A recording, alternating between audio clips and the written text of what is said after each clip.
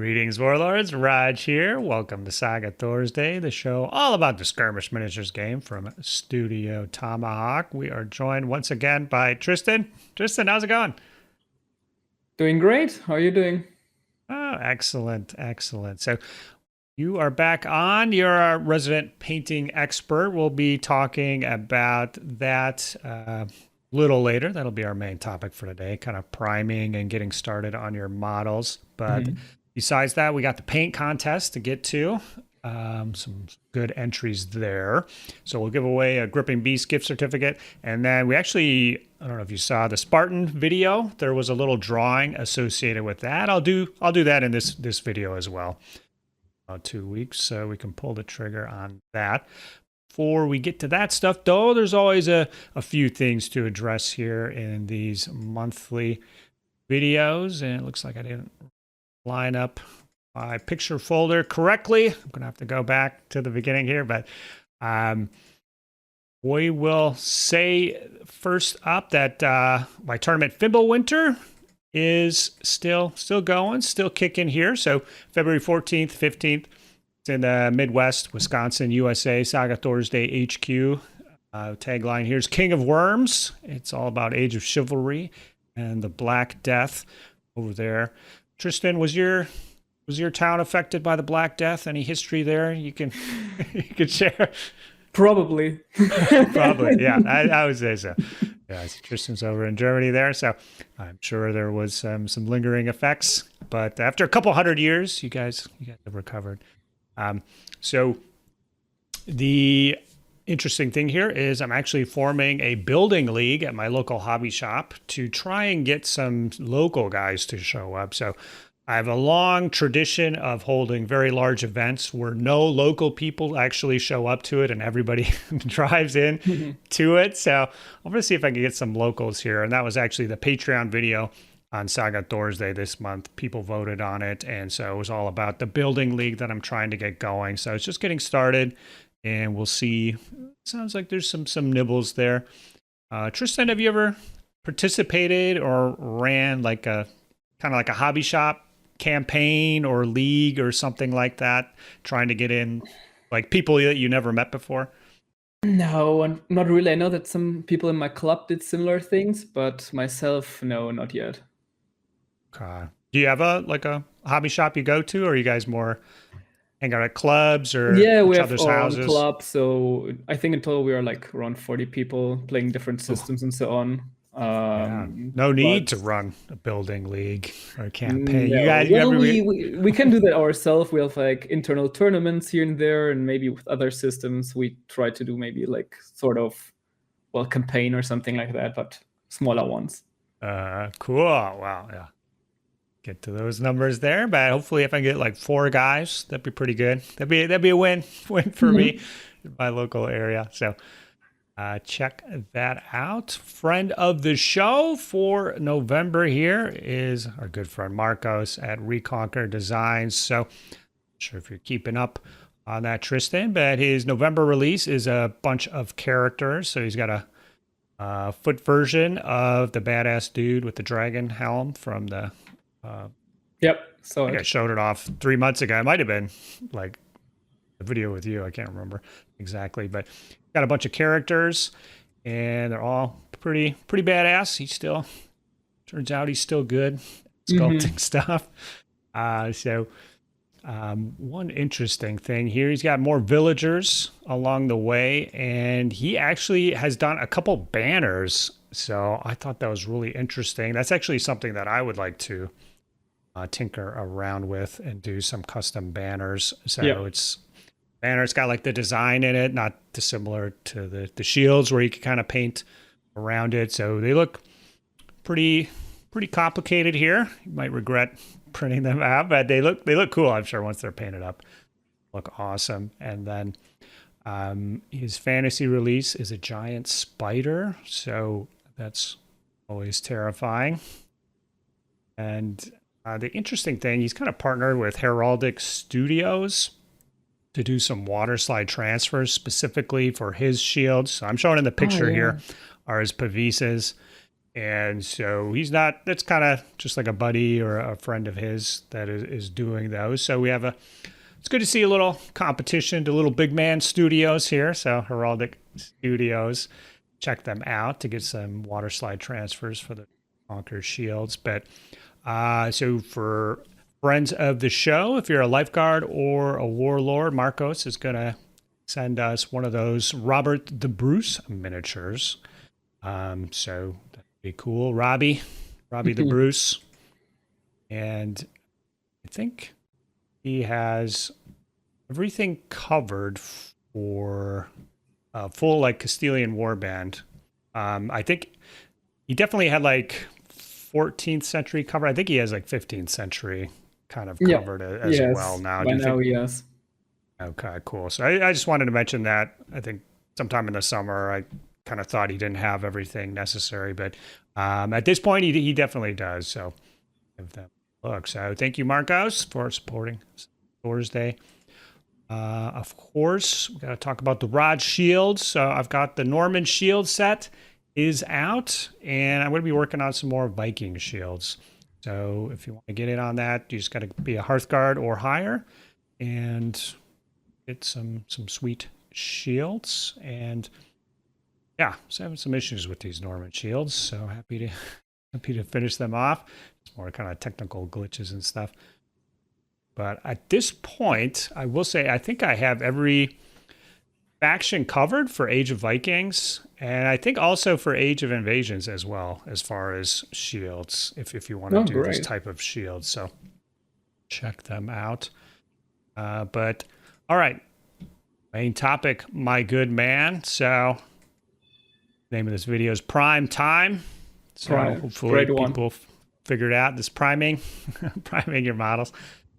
So there's, on the surface, this seems like a pretty basic topic, but I think we'll have a lot to say. I've got a lot to say. And so I don't know to get started, I guess, what are you doing currently? Like, what do you change your priming style, or do you kind of have like a favorite thing that you do right now? I would say I still change from project to project, a bit like, okay, what I'm kind of planning to do and also experimenting. I think like for the Castilian project, for instance, I simply went on with black primer, but with airbrush. So I have the airbrush now for a bit more than a year or something. So now I go more when it's about priming with the airbrush. Before it was mostly like rattle can and so on. So, but yeah, I went with this one project with black, but I'm open to experiment with other approaches. Sure. So how's it been going with just black? And what like product or did you use specifically? Yeah, so I think the primer, it's a primer from Vallejo. I haven't experimented much when it comes to airbrush primers, but this has been the most reliable so far, or a very reliable one. So I haven't changed it. I mean, the big benefit of it is obviously that you kind of don't have to paint the shadows sometimes, or that you kind of have a black lining and so on by default. Yeah, if you're careful. If you're careful. If you paint very carefully from the very beginning, you can have those nice black lines. So I always feel like when I'm painting, there's like a sloppy mode and then like a careful mode.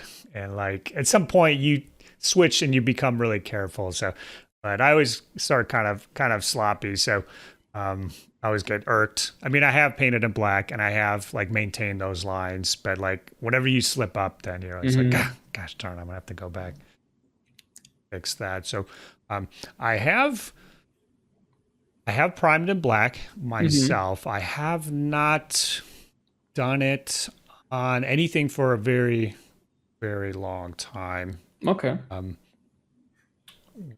I do airbrush prime myself. And I have used the Vallejo primer. I guess what I've used for Vallejo airbrush prime is their gray.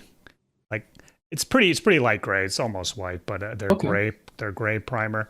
At the time with my I had a different airbrush and a Wada clips, just kind of a standard workhorse type one.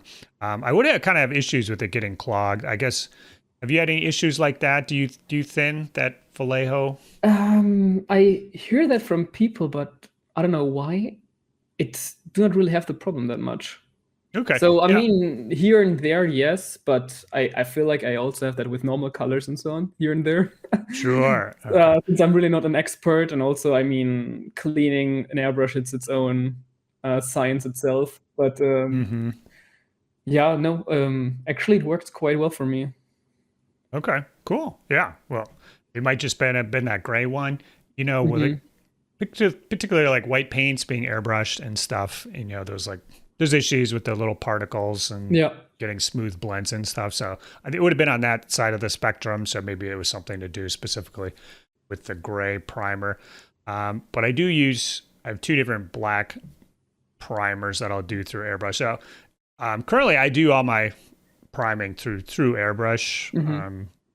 My state is pretty humid much of the year, and it's winter the other half of the year. So there's like 3 weeks in spring and fall where you could prime outside without having any particular issues. So I'll use this Molotov black ink from Molotov is the brand. So that goes through the airbrush like a dream, and picked that up from Marco Rizzoni, I think, Not Just Mecha YouTube channel. He uses that really frequently. And you can get a pretty big bottle, like a half a liter or something for like 20 bucks. So it's like a good dimensions. Yeah. It's big. Maybe, I don't know. Maybe that is an exaggeration, but you got a massive bottle. I've been working on it for like years and years. But it's like a black ink, and it flows like a dream through the airbrush, and it is like it's pretty matte. It is like a little satin, so it's not totally dull. But I have found if you use that, you can use it on plastic models and resin models, but using it on metal models isn't good. It's not really actually like a primer that'll stick. Yeah, okay. So for plastic and resin, it's like good enough. You're not really concerned about chips and stuff. But like my metal Chaos Dwarves, I use that on, and these are like Blood Bowl guys. So they are kind of being set down and handled maybe more than other models. And they are, by the end of painting, they're already like... I've gone back and like applying additional layers, trying to cover up on the beards and all the pokey bits.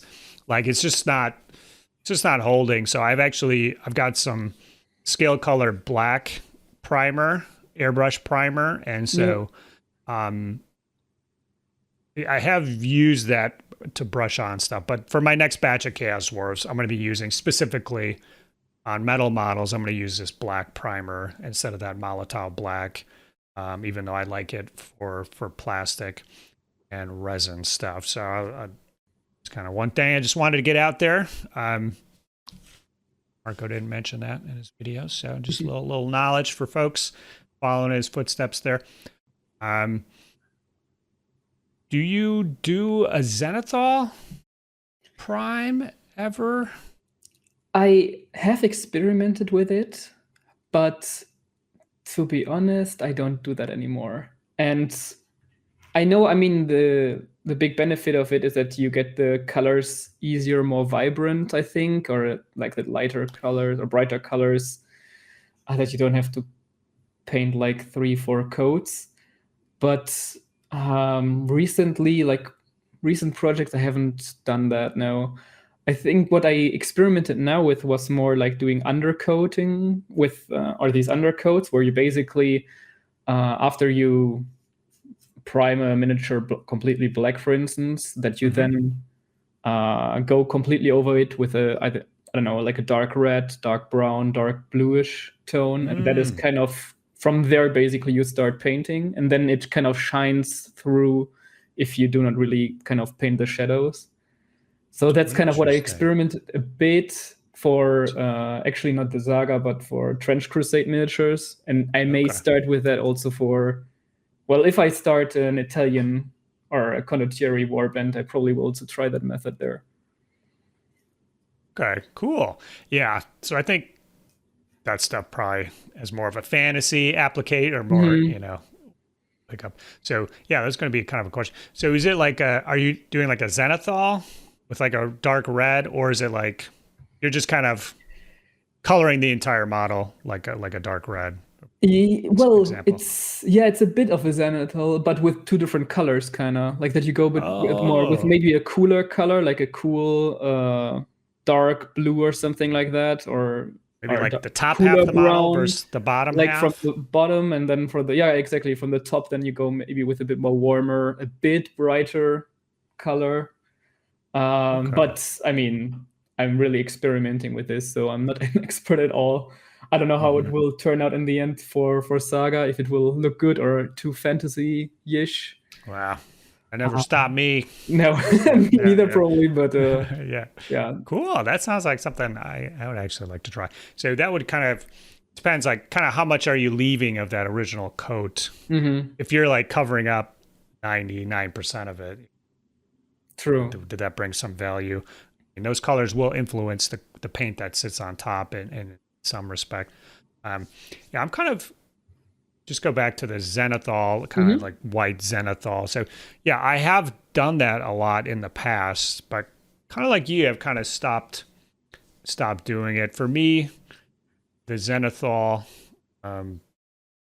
is kind of the benefits is you can kind of see the details like really well for just picking out for painting. So as I get older here, that definitely is becoming helpful. Maybe that would be a reason to go back to it. But one thing that I think the main benefit of the zenithal is like it looks pretty good just by itself. So if you know you're not going to paint it for like 9 months, you can push it around the tabletop and it looks good. It's visually appealing. It looks better than bare metal. Yeah. And then when you're done with the zenithal, you kind of feel like you've accomplished something already, even though you haven't really.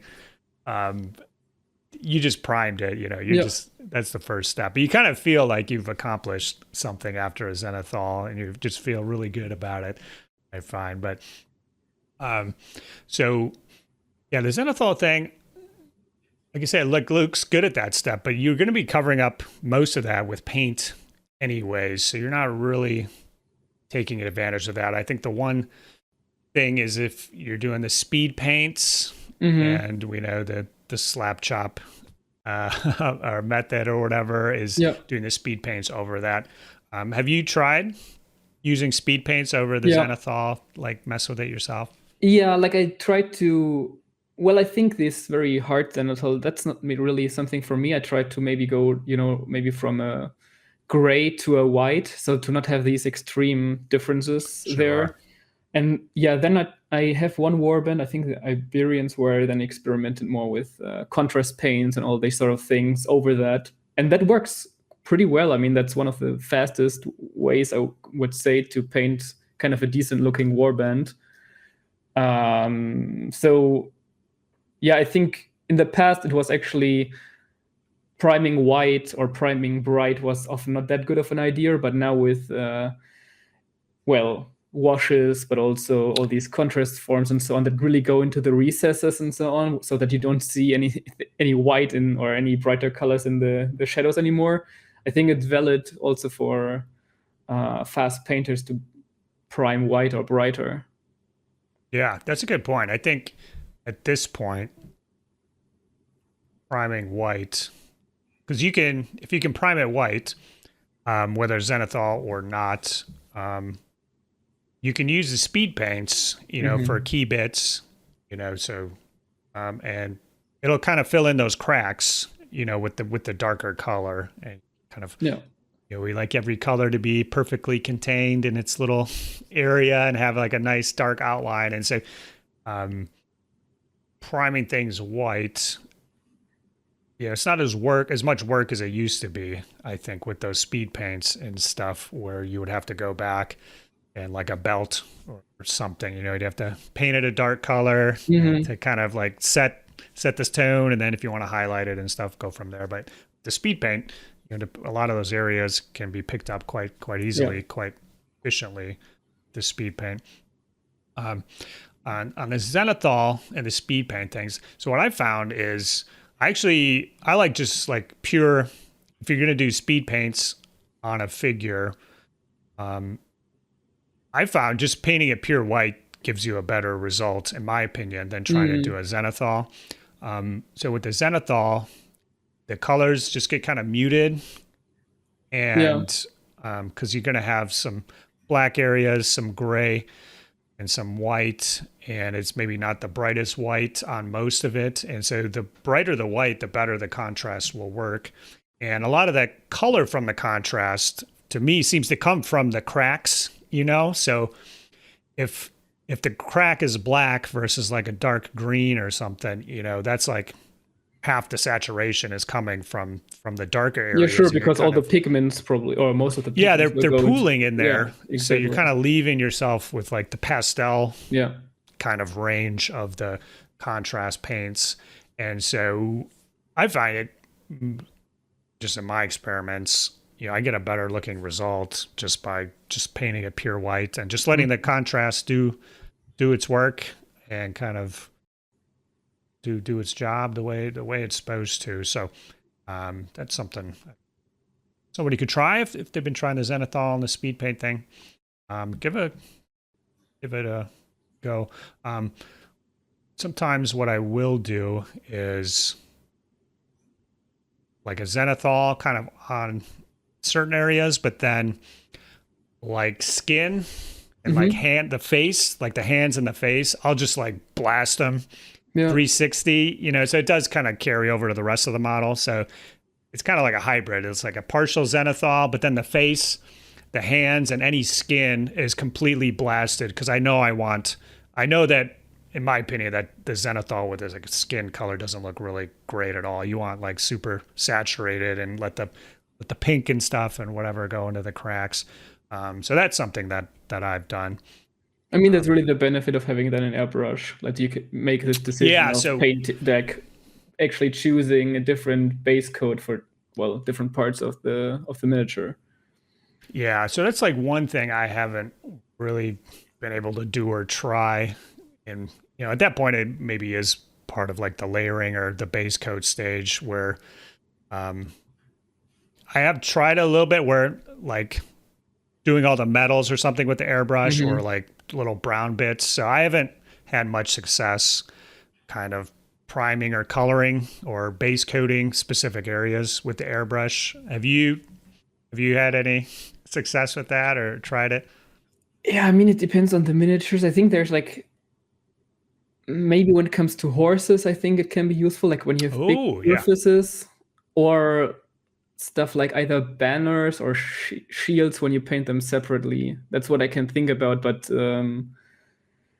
yeah, like it has to be really kind of big surfaces that, because I mean, especially when I like to paint from, let's say, black base coat, and then I get just a bit too close with the airbrush with another color then or something, then I, you know, they don't have this benefit anymore of having the black, well, kind of arc, being able to create this dark or black lining anymore. So yeah, I need to be careful. But yeah, with horses, I think it might be a good idea. Okay. Yeah, that actually, now that I think about it, I actually have done that. So I've kind of primed like a figures or army or whatever, did my usual thing, and then I went back and basically like painted the horses their base coat color, and it got over the reins and the saddle or whatever, this other color, but it was just easier to touch those up than to just prime it, leave it, and then just do the base coat around it. It kind of leads me into my next question. So I have done, this is more kind of Warhammer times for me. So have a blue demon army. So it's on the channel somewhere. You can look at it. So I did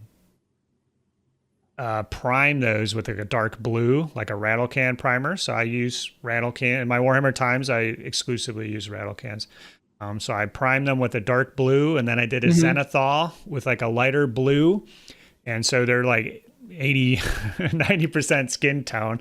So it's actually like a color of the army is the primer color. So have you done, I think the horses kind of qualify, but have you done anything like that where the army color is like incorporated in with? If we now talk about Warhammer Fantasy times, so the first miniatures I painted ever were like at the end of the 5th edition, and it were these out of this box of Lizardmen against Bretonia. Yeah. And those Lizardmen were primed with the rattle cannon, well, kind of green, like orc green or something like that. Yeah, that's perfect. Yeah, that's cool. But since then, I think, well, I have like a bone color primer. I used it once. So, I mean, that goes more into white. I mean, it's close to white. So it's really a color. If you built the undead army, you've used the bone primer and then hit it with those washes. That's cool. I've done that with my wood elves as well, where I did like kind of like a khaki color. And I'm trying to think. Yeah. So it's like a brownish color, and then I would paint the skin, kind of their skin color, and then I would actually dip them. So I'd use dip them in the little pot, and so it become like a darker brown. And then I highlight them all the way up to white. So I use like a khaki primer, and those kind of like military colors are pretty good. Okay. You can find like good rattle can paints that are like nice and matte, Yeah. Probably like thinking people are going to spray paint camouflage or something with them. But I remember that being like a really good kind of like a primer essentially. And so there'd be kind of like a dull green or a dull browns in those kind of military colors worked really well. I haven't done it for Saga, because I don't know. Which army is going to have like a bunch of naked guys? The Gauls? Like that could work good. True. I'm trying to think. Yeah. You could prime that might work. Like a I'm flesh thinking color. If maybe priming with a dark, like with a brown, so that you have like all the leather parts and so on. Oh, yeah. As the base color for that. But yeah. Yeah. That's not a bad idea. So the issue is, with historical miniatures and humans wearing clothes and stuff, we're typically kind of bang for your buck. You're going to get like 20% of the model will end up being brown or something, in the end versus like 80%. I have prime stuff brown. This is bringing up like so many, I guess I've been hobbying for a while because I have prime stuff brown. And then you do something for a while and then you kind of change and then you like forget that you ever did that. So yeah, for a while I was actually priming stuff brown and then it was good for like the belts and stuff. So this is pre-speed paints. So you could just kind of, you didn't have to base coat the belt. You could just do a little highlight and then the skin too worked really well. You just go straight to the flesh color and then the like clothing and stuff, you're going to paint over that anyways. Or you could leave like a little brown in there. So, I mean, it's a good start for kind of a weathered look, I guess, in general. So yeah, like for medieval times and so on, I think it fits. Yeah. Like I said, I've done the rattle cans. I guess towards the end of my Warhammer time, I was actually priming things just kind of like a gray color. And that's kind of where like the Vallejo airbrush gray primer came from, was I was just kind of continuing what I was doing. Have you ever primed anything like gray yourself? No, gray I think I've never used. So that for me, I was like just kind of like halfway between black and white. You just kind of get just like a mid base coverage. So if you're painting like yellow or red or brown, there can be differences if you're going over black versus white. Yeah. And so if you're painting colors, I thought using gray kind of gave me a nice kind of even coverage, true. I mean, no matter point. From like if the very bright or very dark colors, like the coverage should at least be, no matter the color, kind of at least mediocre or good. In comparison to, I don't know, when you start with black and then try to paint white or, I don't know, yellow or something, that's always not that fun. Or the other way around, when you want to paint very dark with some colors over white, it's also sometimes not that nice. So yeah, might be fair, like just to have a middle point with gray. God, right. So I think we've sufficiently muddied the waters. We've talked about. Did you ever had like any issues with priming, like that something really messed up?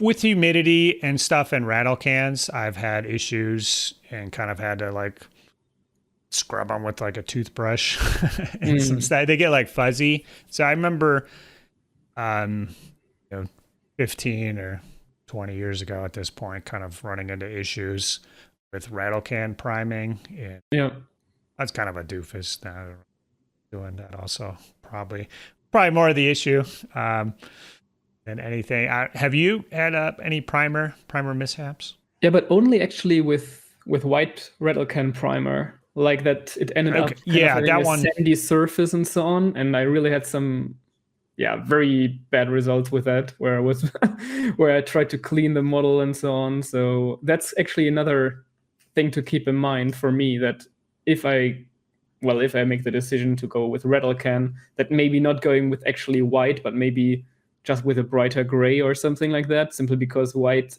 tends to not have that reliable results, it seems. Or maybe it's also on the user side. Maybe I'm also doing something wrong. But you can do everything right. So I got finagled into doing like some model cars, like 6-8 inches wide, a big, so similar hobby, on the surface. But it's funny. I should have documented it because I was going in. I had a lot of hubris coming in from the.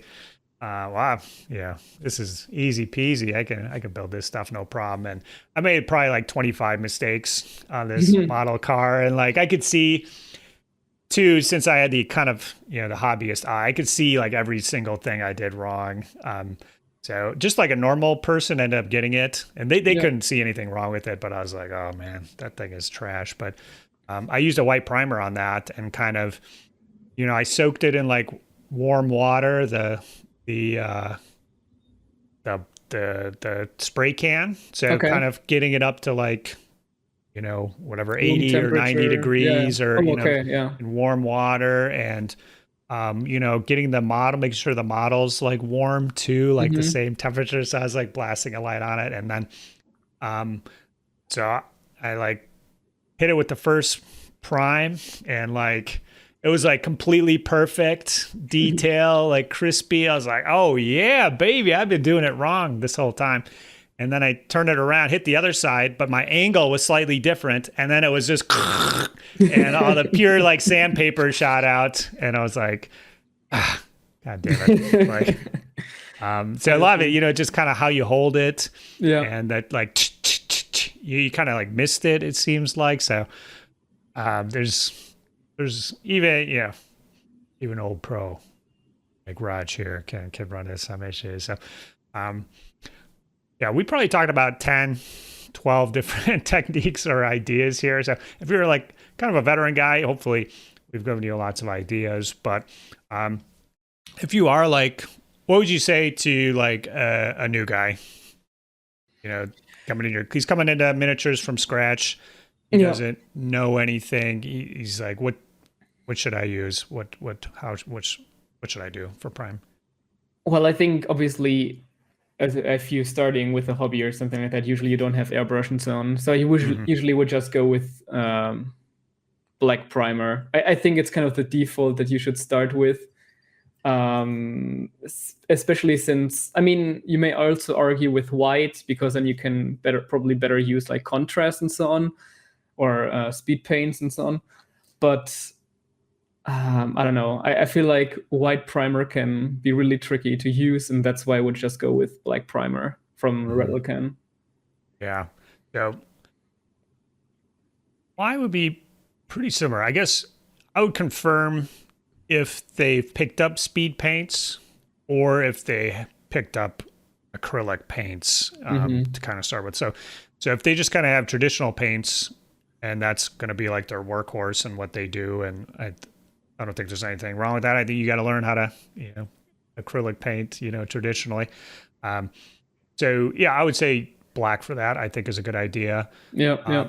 If they intend to speed paint everything and like kind of start that way, then I think I would recommend them towards white in those regards. Because I think you can go faster there. True. Like nowadays with washes, white became a bit more forgiving. I remember when I started painting, it was like, as a starting painter, it was horrible to have a white undercoat because you could see those white spots everywhere, and it meant really like you had to paint every little dot, miniature.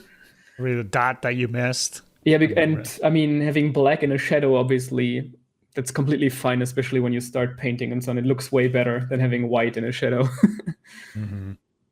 So cool. Well, that kind of, actually, I do kind of have a local guy. He picked up some paints, acrylic, just standard paints, and told him, use black primer. And then next week, the week after, then he showed up with a box of speed paints. Okay. Like, I think I'm going to do this instead. And I'm like, okay, well, I want to paint those white instead. So I think he says he's going to do both and kind of see what process he likes better. So cool. Yeah, a lot to chew on there for priming. Do you know what you're going to do for your next project? Do you have the next project in your mind? Yeah. So, and do you know what prime technique you're going to use for that? Yeah, so probably. I mean, we spoke a bit before about condottieri, and it will be condottieri, probably. I have like a model range in mind, and I may use this undercoating, but I'm not really sure like which kind of, if I go more with darker red or darker blue or something like that. There's so many cool examples and ideas out there also, like from different from Instagram or whatever, where you can find inspiration on that. So probably black, and from there like an undercoat of darker red, bluish, something like that. Cool. Awesome. Yeah, and for you? me, I'm not sure. At this point, I got a lot of Saga armies covered, so I don't think I'll be doing any Saga. But I do have my World War II Americans, V for Victory guys are still waiting. So I think the idea at this point is to do kind of like an olive prime. So I might use a rattle can for that. Start with that, and then so that'll cover the uniforms and stuff. It's kind of like we talked before with the skin color on the Warhammer stuff. The uniforms on these guys will be like 80% of what's covering them, and so I do some kind of olive and then kind of washes from there. So I think that's kind of my idea of this force. But yeah, I mean, like you said, it's just each project you kind of get a new idea, try something new, and even if it works really well, invariably you just do something different on the next one. Even if it worked really well. So, all right, man. Well, anything else to say about priming? No, I think that's it from my side. All right, cool. Well, let's get into the paint contest. And so this one was build a paint war machine, essentially. So it could be a cannon from Age of Chivalry, could be a Manu Ballista from Age of Invasions. And then I did confirm that it is also available in the upcoming Age of Caesars book. So secret knowledge there for you guys. And then could have been an Age of Magic war machine as well. So let's take a look. I think decent turnout. Yep. Not everybody needs cannon, or they've already built it, but let's see what's going on here. First up, look at this. Look at this guy, Monty.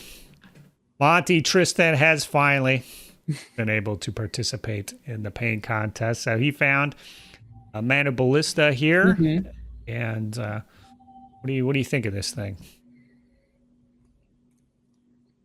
Yeah, I need to check. Yeah, I like it. It's a great one. I mean, the color combination just works. White and red, that's always nice. The base looks good, even though, I mean, I would say that's kind of a technique he's often like using, like these kind of bases, how he's doing them with a dry brush here. And then what I see that some people are doing, and I think it's always a nice detail actually, is when they put these flower tufts. Mm-hmm. I really like that one. It's always kind of a nice detail. And there, yeah, good one, I Yeah. think. Also with this, is it a skull? Yeah, right? Yeah, I threw a little skull on there. Whose skull is that? Monty, is that my skull? Is that a dig at me personally? Yeah, I like the those little green things. So they're not like supposed to be flowers, but some kind of weird little green plant thing there. So I'm actually using those on my chivalry bases. I'm really liking that super bright, essentially neon green look. Find some interesting contrast. Looks like he hand sculpted a tree stump here with the extra mile. Oh, really? I'm sure that's a pre-purchase tree stump, but yeah, it looks good. Kind of like that light white color on the War Machine. So I would never think to myself to paint it that color, and I think it was cool. It looks really good. Yeah. It's like they hit it with some whitewash or something, respectable manner. So he's starting a Roman force, or he's already have it is like the last miniature for his Roman force. Do you know? So he says he dug around, found an unpainted bolt thrower, thanks to Sean. Okay. So that's fair. Sure, maybe he is getting ready. Maybe. All right, Gavin. Yep. Finish his little cabin here. So yeah, this was cool. I like that the muddy base. It's like they're at Agincourt or some other similarly dirty battlefield. And I like this dude with the mallet. He looks like he's. Have you ever played War Gods of Egyptus or seen models or heard of it? So they have like these kind of like dwarven, like Egyptian fantasy dudes that are like made out of clay, and they have these like mallets and stuff. So he kind of looks like that to me. I don't know. He looks I'm really not sure where those models are from. Like if it's all the same model line, or if it's like if the cannon is from a different one. Okay, let's scroll up and see. He says what? It's Mini Mons Meg Cannon for his Age of Chivalry Scots. I think first time ever I see this model. It says it's Wargames Foundry, Medieval Lombard plus Feudal Artillery Crew Miniatures. So awesome. Yeah, thank you for saying where the figures came from, Gavin. People want to know. I think this looks pretty good. Yeah, just a solid little cannon here. Yep, hope it hits. Have you played with or against the cannon? Tristan, never with, often against. And it hits quite well. Does it? Yeah, it seems like it mostly will. More times than not, it will do something, it seems like. This 11 roll is just horrible to see. Opponent, yeah. All right, Fool in a Hat. And he got it done early here. And this is cool. This is...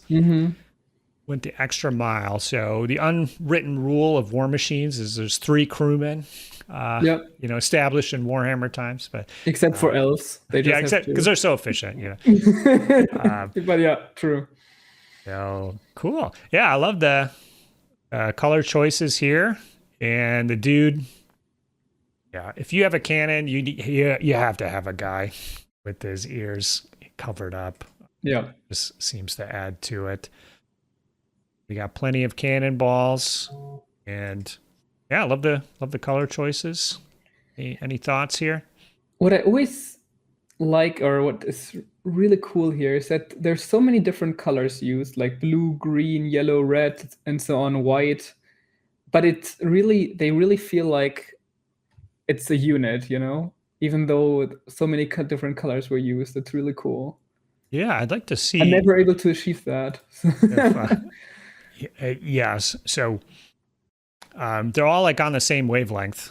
Mm-hmm. It looks like maybe he did a wash or something like that, the same one, or they just feel like they're on the same wavelength. So that is like easier to achieve. The less contrast you're going for from light to dark. that can be a challenge in keeping colors cohesive.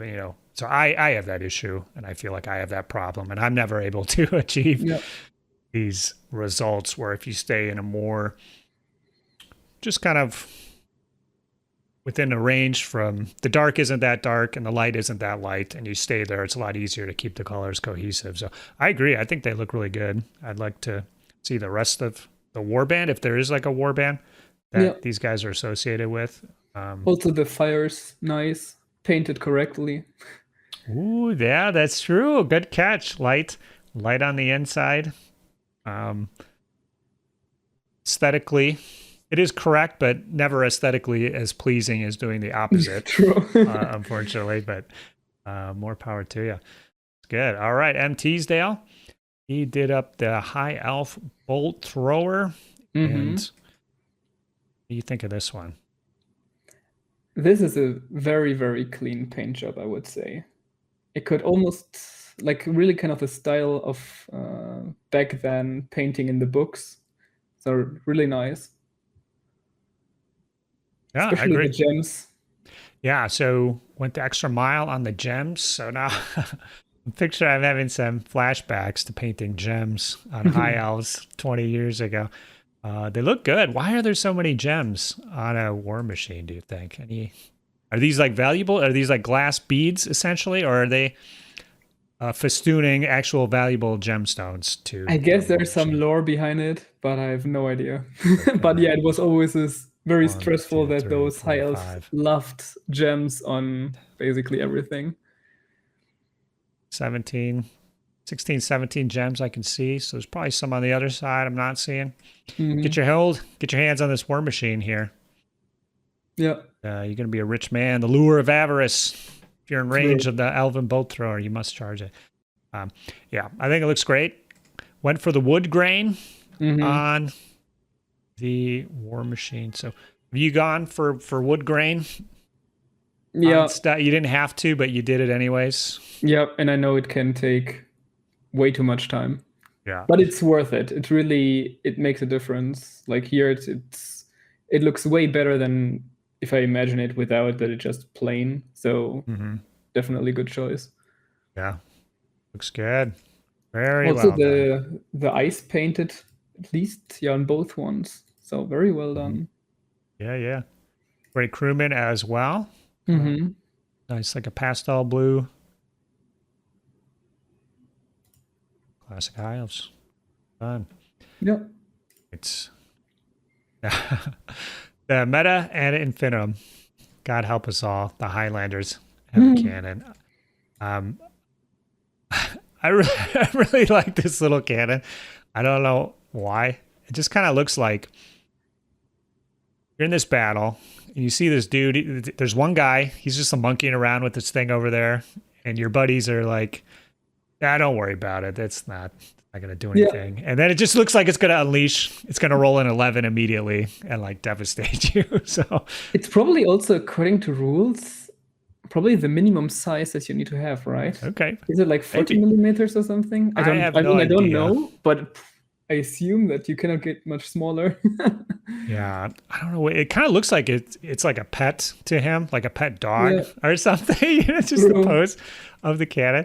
So this will probably be whenever I do my cannon, I'm thinking I want one of these little stubby guys here. So probably something like this. But yeah, well done, well painted. Excellent choice for a cannon. Says the Highlanders got a cannon, so probably for the Scottish. Maybe. All right, but nice. Tia's here. We go. So I must have made a comment before. I know Rodge hates them, so I had to continue with the flower tufts. So, do you remember? Did I talk trash about flower tufts to your? I'm sure I did. I don't know. It seems like, I mean, you don't want to say here that Matthias is lying. Right. So yeah, if you could clarify. One thing when I do these reviews, it's just a stream of consciousness going through these. I really have no idea what's coming out of my mouth. I'm just trying to make sure that I keep talking through it. So anyways, they do look pretty good. Flower placement here. Went the extra mile with the barrel. and kind of looks like. I think he mentioned that Fool in a Hat gave him this bolt thrower. I think it's a Roman bolt thrower with some Fireforge or some other Oathmark guys or something like that. Yeah, actually, good point, because I was not. Yeah, I mean, usually just the Romans can have it, but the guys actually don't look like. They look more like mercs or something like that. He did fire correctly once again. True. These guys are on their game. Yeah, it looks cool. That's an interesting base. I've never seen one like a big squared rectangle like that. Maybe it is a pill base. Well, here in Germany, I know that. I have some of those as well. Oh, okay. Cool. Do you know where they came from?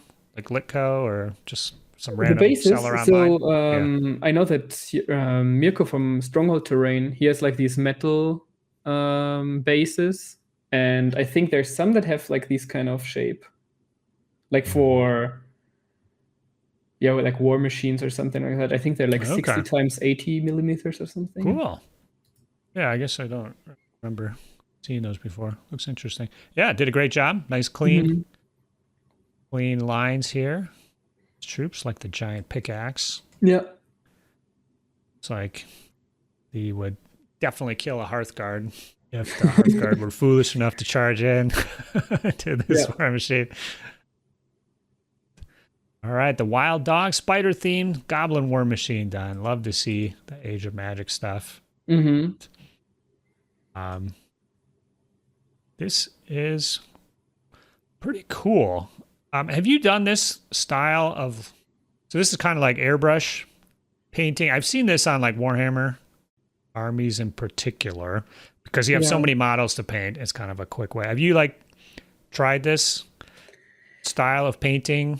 I have not, because I need to be more experienced with the airbrush, I have to say, when it comes to like really hit the right spot with it and so on.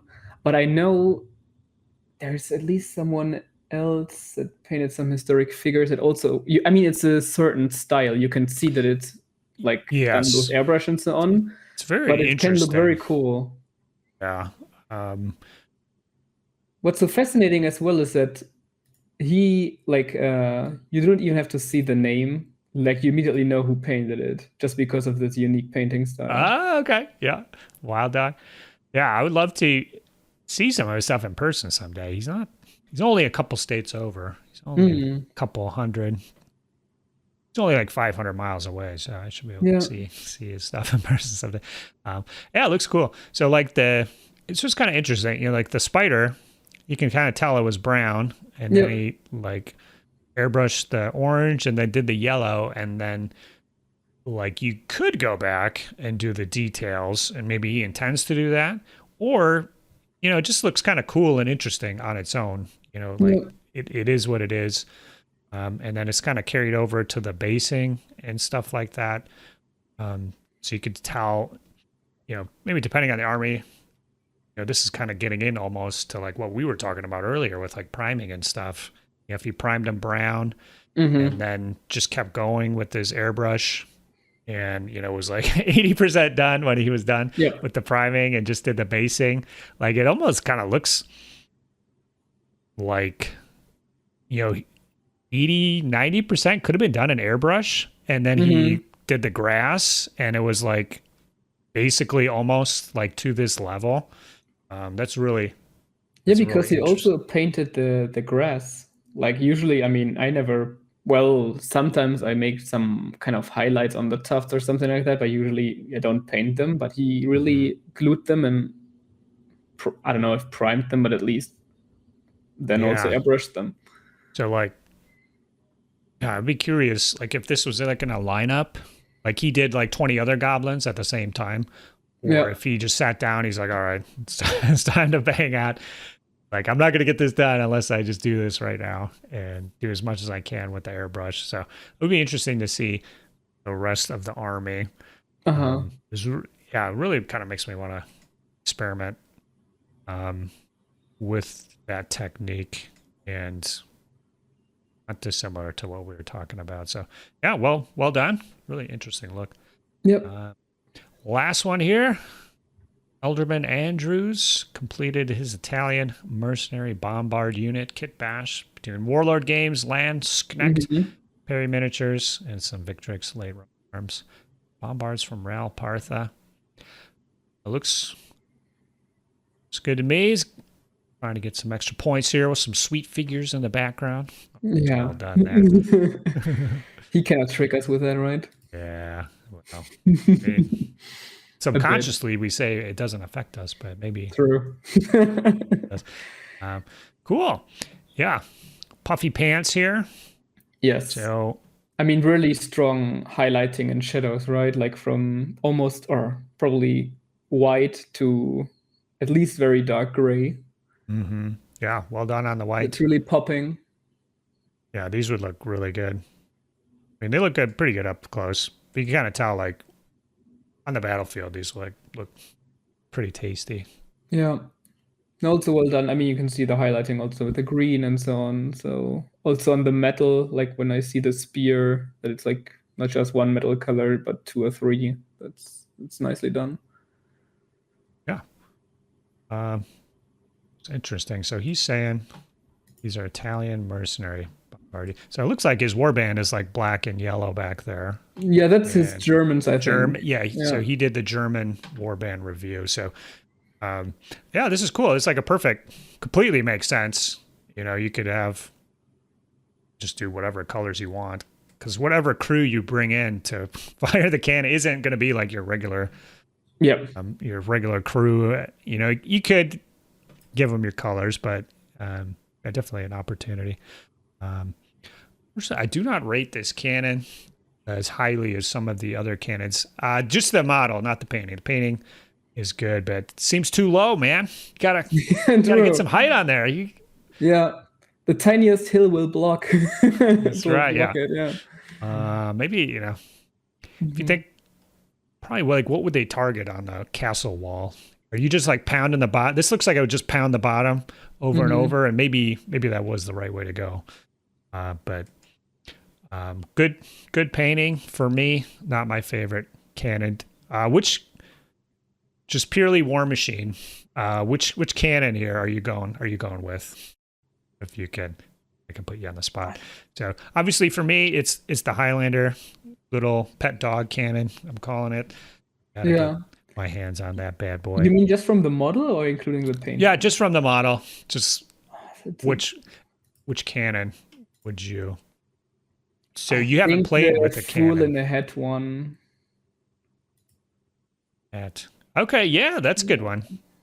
Yeah, I like the kind of stand on it is really interesting, and it's got a nice big barrel there. So that's cool. Did you have a cannon model yourself? I have one, but it's not painted yet. Right. What did you choose for that one? I need to check. It's a 3D printed one. Okay. Is it a big boy like the Fool in a Hat? Or it's it's like a French version of what's it called? Mont de Fer? I don't know, like a French term for like it's kind of a pot, and it can either shoot like a cannonball or even like a bolt. Okay. Look at but that. I need to check on what was the stumpy ones. Are definitely drawing me, and there's like I don't know if there's like money and cannons or something. There's like a million like Canon STL files of like every different and they're like all like historical versions too. Yeah, it's one of those, I think. But I need to check who is the designer. Yeah, because even some of them, we got the big boys, and we got this little pot, almost like a mortar or something. Because, but the one we haven't seen is there's actually like little tiny ones that are probably like appropriate for the Saga battlefield, where it's almost just like a little tube, essentially. Yeah. And so there's kind of those ones as well. So definitely choices for cannons. All right. So I think we got 8 entries here. What would you say are your top 2 jumping out at you? So my top 2 are probably, I will go with Fool in the Head. I mean, I mentioned all the color combination I had there with the crew members. And then simply because of it's such a clean and good paint job, Teasdale also, and the gemstones and so on. So yeah, those are my 2 picks. Cool. Yeah, I agree. Yeah, Teasdale is up there. Fool in a Hat is up there. I guess for me, I would also, I'm going to do my top 2. Maybe it would be Alderman Andrews and Teasdale. Yeah. So I'm just kind of a sucker for a paint scheme. So we got some overlap there. Teasdale, you are the winner of the War Machine Paint Contest. So congratulations, Congrats. Martin. And you'll win a Saga Thursday Thirsty pint glass. And I think he's won before. I don't know if he's won when I have been handing out the glasses. So we'll have to confirm there. And he's definitely come in second a million times. So well done, Martin. Excellent work, and excellent work on everybody else. Now we'll give away a little prize, a Gripping Beast 25-pound gift certificate. So I've got the numbers here, 1 through 8. Random.org. Generate number 8. Oh, it's Monty. It's rigged. It's officially rigged. Monty is the winner of the Gripping Beast gift certificate. Yeah, I had to rig it. That's the only way I could pay him for his service. You had to guarantee him that he will for the next 2 years win that. Yeah, that's totally rigged. So congrats, Monty. 25-pound Gripping Beast gift certificate.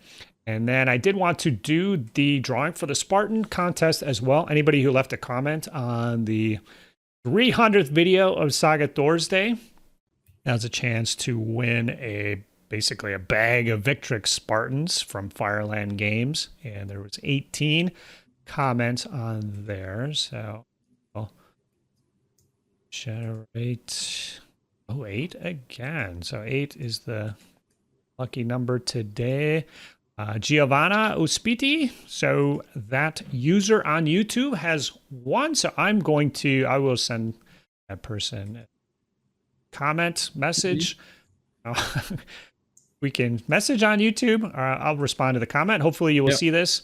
I'm just going to do a second one just in case I cannot get a hold of this person for some reason.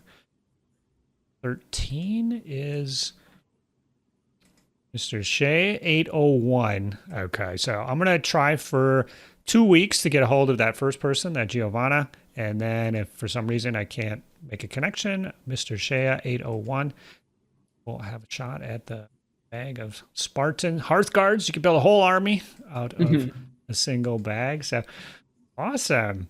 Well, this has been a good one, man. Always great talking to you, Tristan. It was great. Great entries. Officially an old friend status. Been upgraded. Nice. I do want to give a shout out to Gripping Beast, just for they've been getting the support for as long as I've been going. They've been offering support, and they are selling the Assassins and Templars indie skirmish game rulebook. It looks like. Have you heard of that one? I've heard of it. Yeah. Yeah, it looks cool. Assassin's Creed, basically. In all but name. So looks pretty cool. Do you play like any like indie games like that? The micro, like 5 to 10 figures games yourself? So I started playing a bit Trench Crusade with a guy from my club. So that's like, I don't know. Okay, yeah, a little bigger scale, but it is in that 12 ballpark. miniatures or something. But yeah, that's the only other game I play besides Saga. Cool. Yeah, plenty of opportunities for interesting there. All right, so I do want to say thank you to Sean, Patrick, Britt, DJ, Katsune, Cruz, Damien, Robin, Mitch, and the rest of the Saga Thursday patrons. Wouldn't be doing it every video every week in 2025 without the crew. So thank you, guys. And definitely comment below, folks. Let us know how you like to do your priming. talked a little trash on the Zenithal highlight there. So yeah, if that's what you like to do, let us know. Hit us below that it works for you. Definitely. Totally discounting that, but I'd be curious. And yeah, there's a lot of opportunity there, I think, for priming, and especially if you can try to get like a base color somehow into your prime, I think is a good idea. So